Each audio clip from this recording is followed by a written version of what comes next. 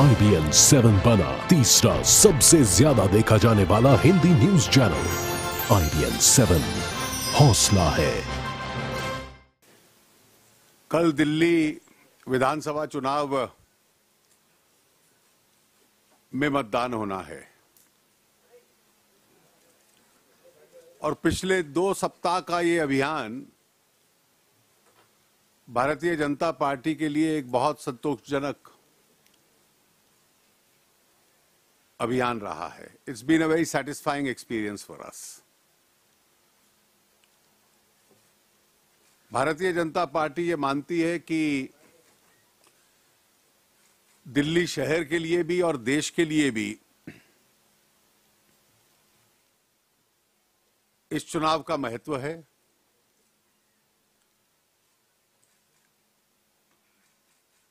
दिल्ली एक प्रकार से इस देश का चेहरा है राजनीतिक राजधानी होने की वजह से,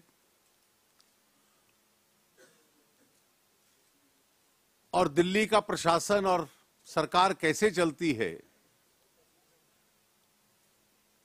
पूरे देश की छवि के ऊपर उसका असर पड़ता है।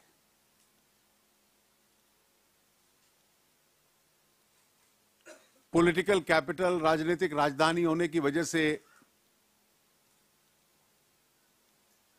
दिल्ली सुशासन का एक प्रकार से प्रतीक बन सकती है।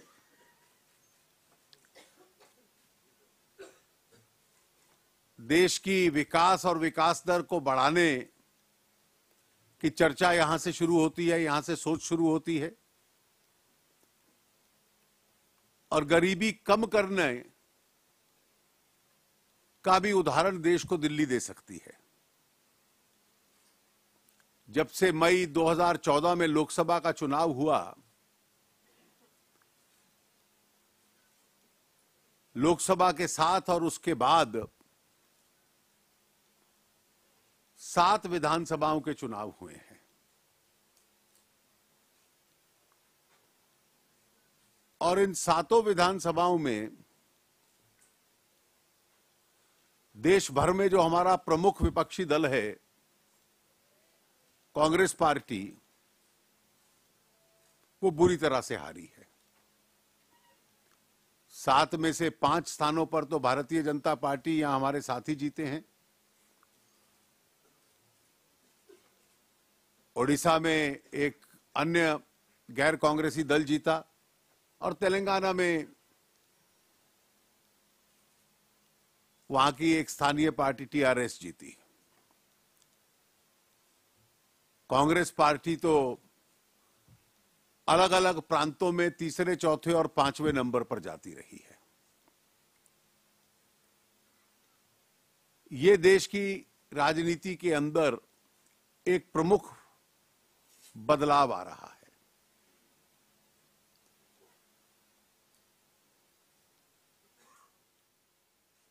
दिल्ली के इस चुनाव को हम प्रमुखता इसलिए देते हैं और इसका विषय चुनाव का मूल ये मानते रहे हैं कि दिल्ली में सुशासन होगा या अराजकता होगी, चयन इसके बीच में है। It's a choice between governance and anarchy. एक तरफ हमारी एनडीए सरकार के प्रधानमंत्री मोदी जी की कार्यशैली है, उसके साथ साथ दिल्ली में श्रीमती किरण बेदी के रूप में जो हमने नेतृत्व पार्टी को दिया है, उनका एक 40 वर्ष का इतिहास है, जो एक अच्छे शासन देने की क्षमता का प्रतीक है। देश भर में आर्थिक प्रगति हो, अच्छे मूल्यों के आधार पर शासन चले। 8 महीने में अब कोई स्कैम्स का जिक्र नहीं करता। सरकार और उसके नेता दिन रात परिश्रम करते हैं देश को नई दिशा, नई नीतियां देना। पूरे देश में और दुनिया में भी भारत को लेकर एक उत्साह है।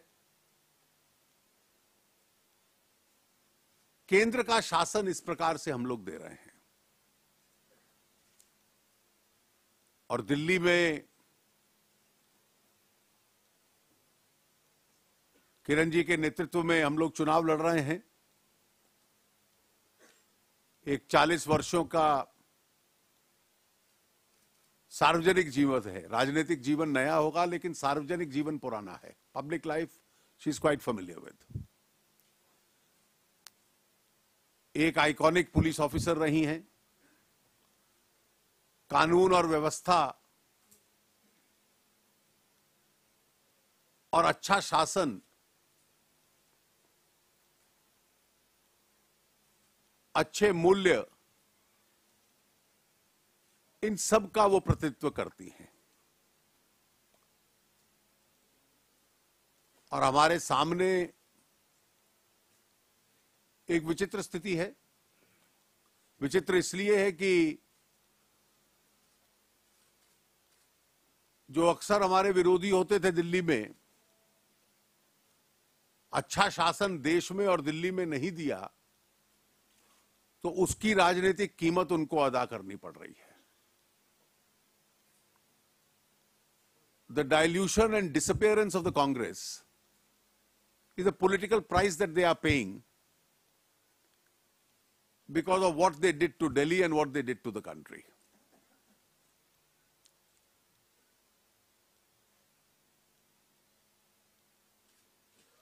जो दूसरा स्थानीय एक राजनीतिक दल सामने आया है, देश की राजनीति में अगर हम लोग सुशासन के प्रतीक हैं तो वो अराजकता के चेहरा है।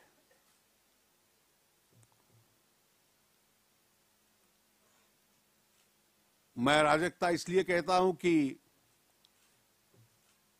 जो 49 दिन उनका शासन दिल्ली में रहा, उसके लिए कोई दूसरा शब्द नहीं है। Those 49 days were nightmarish. उनको हम लोग याद करते हैं तो किन चीजों के लिए करते हैं?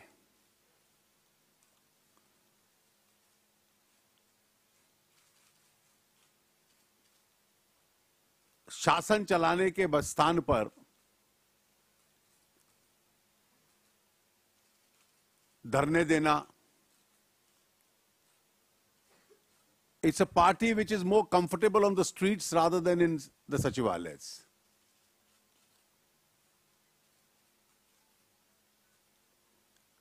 देश के रिपब्लिक डे को, गणतंत्र दिवस को रोकना, इसकी धमकी देना,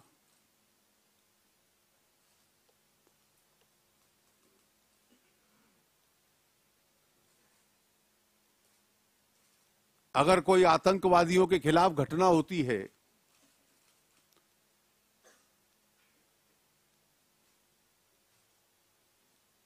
जो जाकिर नगर में हुई, तो जो पुलिस अधिकारी मारा गया उससे सिंपथाइज नहीं करना, लेकिन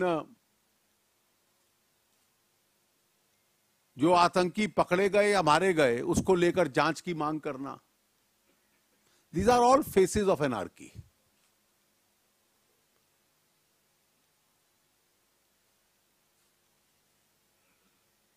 और इस चेहरे के साथ साथ जिसको हम, मैं सभ्य भाषा में कहूं कि taking liberties with the truth, ये एक राजनीतिक इंस्ट्रूमेंट है, एक हथियार है राजनीति का। ईमानदारी की बात करना और लैंड माफियाज को सीट देना, रंगे हाथों शराब बांटते पकड़े जाओ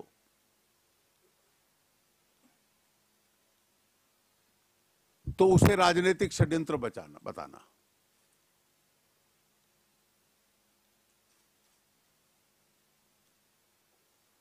रंगे हाथों पैसे को कन्वर्ट करते पकड़े जाओ तो केवल डाइवर्शनरी टैक्टिक्स करना, एक सही उत्तर सवाल का ना देना। ये एक परिस्थिति है और इसलिए मुझे कोई बहुत हैरानगी नहीं है कि ऐसे राजनीतिक दल जिनका दिल्ली में कोई चुनावी बेस नहीं है, लेकिन अपने अपने राज्यों में वो शासन चलाने की कला में कभी अच्छे नहीं माने गए,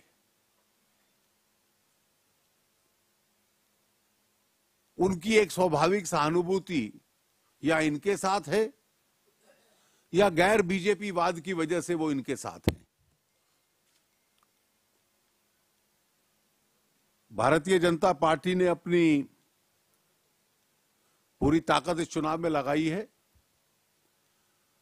और हम लोगों को पूरा विश्वास है कि इस चुनाव में हम लोगों को अच्छा बहुमत मिलेगा, हमारी सरकार बनेगी। आज मैं केवल यही अपील करना चाहूंगा आपके माध्यम से दिल्ली के मतदाताओं को कि अधिक से अधिक संख्या में आकर वोट डालिए। वोट संख्या अच्छी होती है, लोकतंत्र के लिए भी अच्छा होगा, दिल्ली की सरकार अच्छी बने उसके लिए भी अच्छा होगा और हमारी पार्टी के लिए भी अच्छा होगा।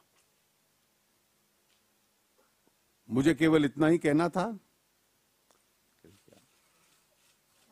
कोई प्रश्न?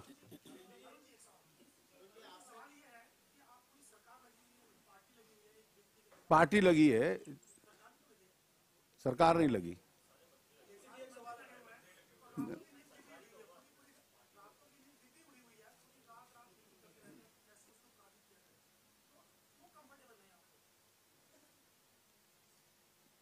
मेहनत करना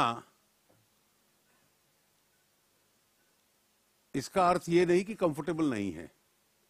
अब तुम भी बहुत मेहनती हो, इसका ये अर्थ नहीं है कि तुम अपने व्यवसाय के बारे में या अपने जॉब अपॉर्चुनिटी के बारे में कंफर्टेबल नहीं हो। रोज सुबह शाम टेलीफोन करके हम लोगों से पूछते रहते हो।